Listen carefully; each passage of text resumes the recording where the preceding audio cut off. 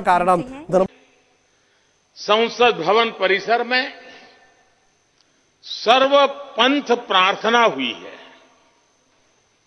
मैं सभी देशवासियों को भारतीय लोकतंत्र के इस स्वर्णिम क्षण की बहुत बहुत बधाई देता हूं।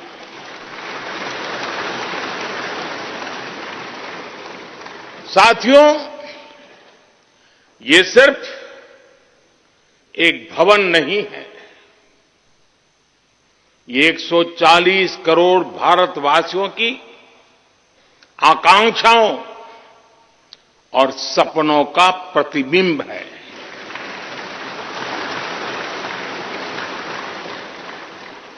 ये विश्व को भारत के दृढ़ संकल्प का संदेश देता हमारे लोकतंत्र का मंदिर है।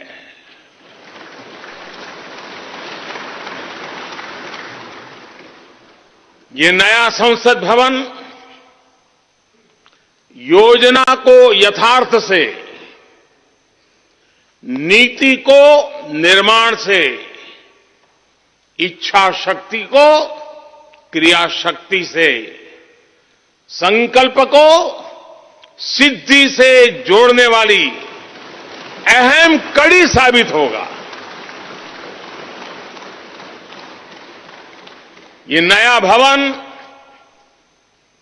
हमारे स्वतंत्रता सेनानियों के सपनों को साकार करने का माध्यम बनेगा। ये नया भवन आत्मनिर्भर भारत के सूर्योदय का साक्षी बनेगा।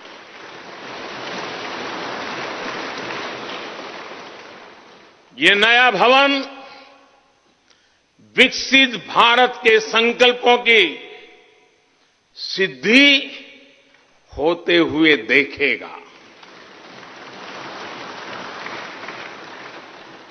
ये नया भवन नूतन और पुरातन के सह अस्तित्व का भी आदर्श है। साथियों, नए रास्तों पर चलकर ही नए प्रतिमान गढ़े जाते हैं।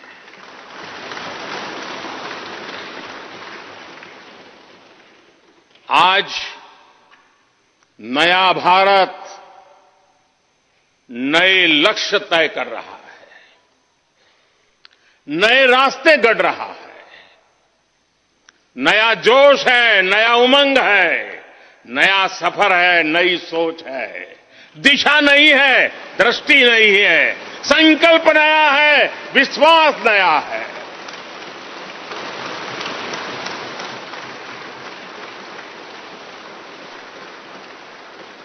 और आज फिर एक बार पूरा विश्व भारत को, भारत के संकल्प की दृढ़ता को, भारतवासियों की प्रखरता को, भारतीय जनशक्ति की जिजीविषा को आदर और उम्मीद के भाव से देख रहा है।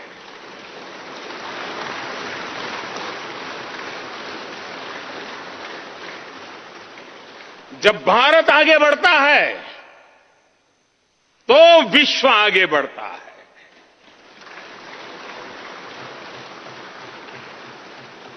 संसद का ये नया भवन भारत के विकास से विश्व के विकास का भी आह्वान करेगा।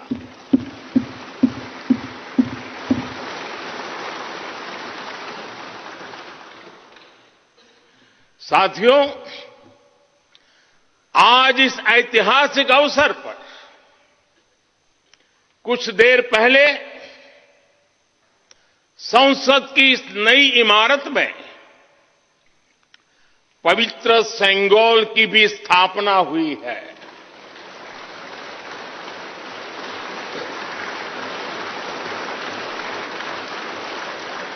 महान चोल साम्राज्य में सेंगोल को कर्तव्य पथ का, सेवा पथ का, राष्ट्र पथ का प्रतीक माना जाता था। राजाजी और आदीनम के संतों के मार्गदर्शन में यही सेंगोल सत्ता के हस्तांतरण का प्रतीक बना था। तमिलनाडु से विशेष तौर पर आए हुए आदीनम के संत आज सुबह संसद भवन में हमें आशीर्वाद देने उपस्थित हुए थे। मैं उन्हें पुनः श्रद्धापूर्वक नमन करता हूं।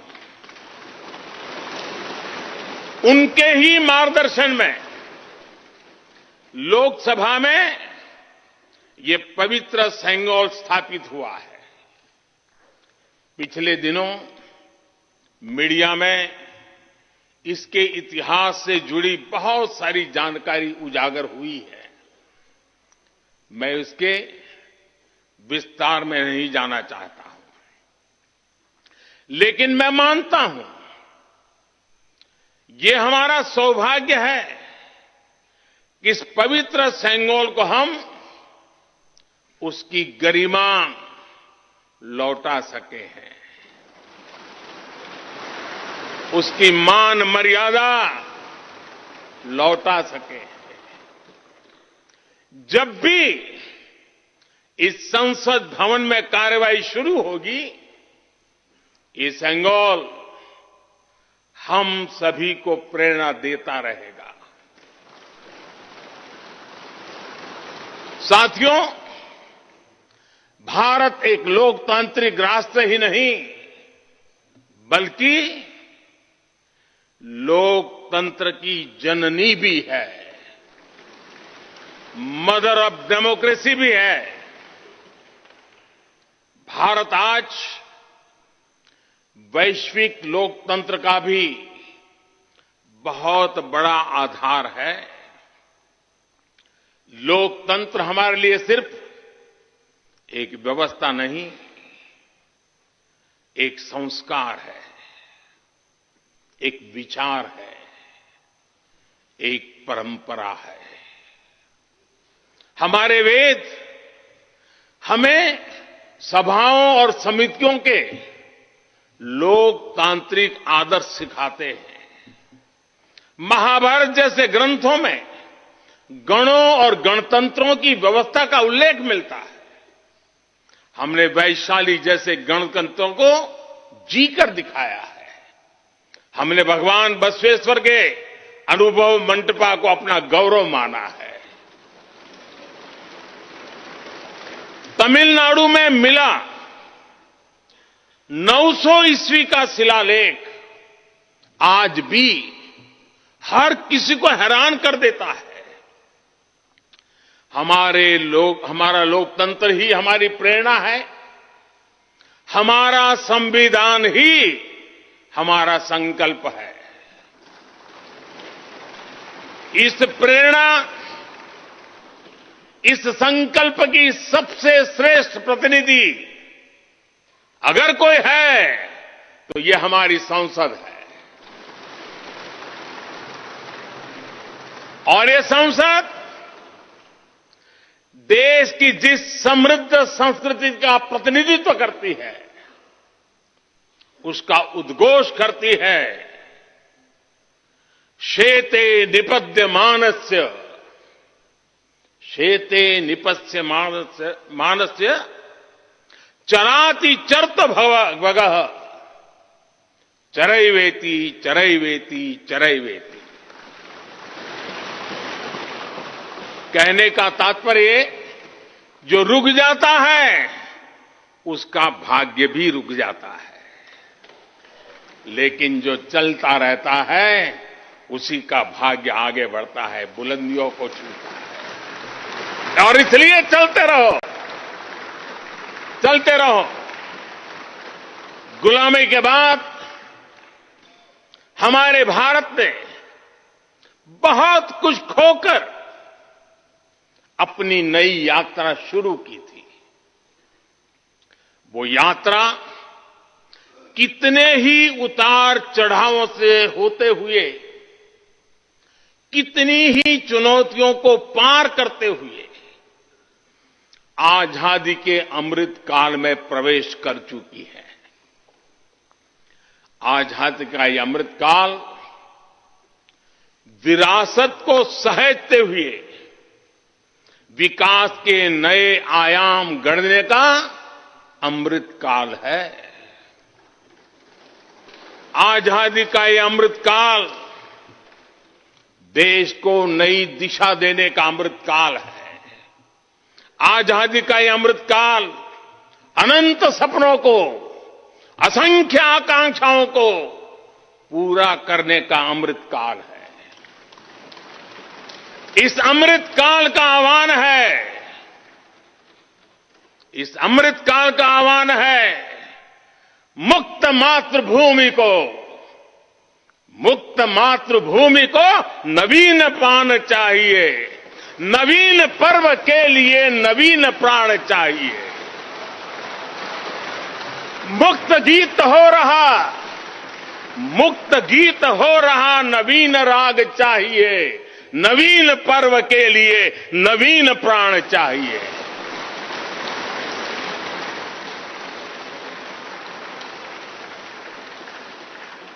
और इसलिए भारत के भविष्य को उज्जवल बनाने वाली इस कार्यस्थली को भी उतना ही नवीन होना चाहिए,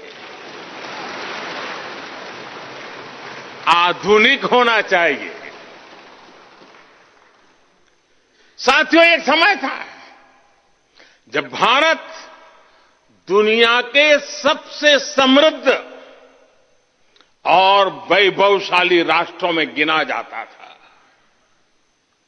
भारत के नगरों से लेकर महलों तक, भारत के मंदिरों से लेकर मूर्तियों तक, भारत का वास्तु भारत की विशेषज्ञता का उद्घोष करता था। सिंधु सभ्यता के नगर नियोजन से लेकर मौर्यकालीन स्तंभों और स्तूपों तक, चोल शासकों के बनाए भव्य मंदिरों से लेकर जलाशयों और बड़े बांधों तक भारत का कौशल